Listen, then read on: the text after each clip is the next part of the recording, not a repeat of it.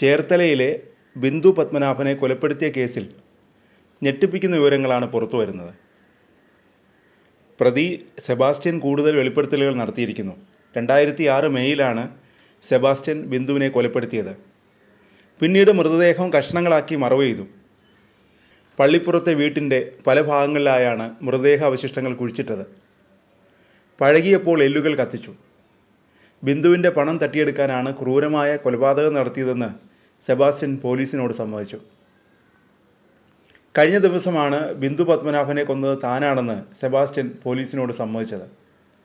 കോട്ടയത്തെ ജയനമ്മയെ കൊലപ്പെടുത്തിയ കേസിൽ കോട്ടയം ക്രൈംബ്രാഞ്ച് ചോദ്യം ചെയ്യുമ്പോഴായിരുന്നു ബിന്ദു പത്മനാഭനെ കൊന്നതായി സെബാസ്റ്റ്യൻ സമ്മതിച്ചത്.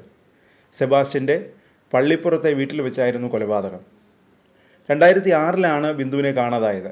2017 കേസ് പോലീസിന് മുന്നിൽ വന്നത്. സഹോദരനാണ് പരാതി നൽകിയത്. സെബാസ്റ്റ്യന് ബിന്ദുവുമായി അടുത്ത ബന്ധമുള്ളതായി പോലീസ് കണ്ടെത്തി. അതിനിടെ ബിന്ദുവിൻ്റെ സ്ഥലം വ്യാജരേഖ ചമച്ച് വിൽപ്പന നടത്തിയതിന് സെബാസ്റ്റ്യൻ അറസ്റ്റിലായിരുന്നു. ബിന്ദുവിൻ്റെ തിരോധാനത്തിൽ സെബാസ്റ്റ്യൻ സംശയനിഴലിലായിരുന്നു. എന്നാൽ ഇയാൾക്കെതിരെ വ്യക്തമായ തെളിവുകൾ കണ്ടെത്താനായിരുന്നില്ല. ഏറ്റുമാനൂർ സ്വദേശിനി ജയനമ്മയെ കൊലപ്പെടുത്തിയ കേസിലാണ് പോലീസ് സെബാസ്റ്റ്യനെ അറസ്റ്റ് ചെയ്തത്. തുടർന്ന് മറ്റ് തിരോധാന കേസുകളിൽ പോലീസ് അന്വേഷണം തുടങ്ങി. അതിനിടെ സെബാസ്റ്റ്യൻ്റെ പള്ളിപ്പുറത്തെ വീടിൻ്റെ പരിസരത്ത് നിന്ന് അസ്ഥികൂട അവശിഷ്ടങ്ങൾ പരിശോധനയിൽ കണ്ടെത്തുകയും ചെയ്തു. വാരനാട് സ്വദേശിനിയായ റിട്ടയേർഡ് ഗവൺമെൻറ് ഉദ്യോഗസ്ഥ ഐഷയുടെ തിരോധാന കേസിലും സെബാസ്റ്റ്യൻ സംശയനിഴലിലാണ്.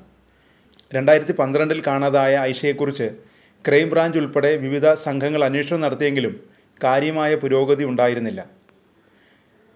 ബാങ്കിലേക്ക് പോകുന്നെന്ന് പറഞ്ഞാണ് ഐഷ വീട്ടിൽ നിന്ന് ഇറങ്ങിയതെന്നാണ് ബന്ധുക്കളുടെ മൊഴി. എന്നാൽ അതിനുശേഷം ഐഷയെക്കുറിച്ച് യാതൊരു വിവരവുമില്ല.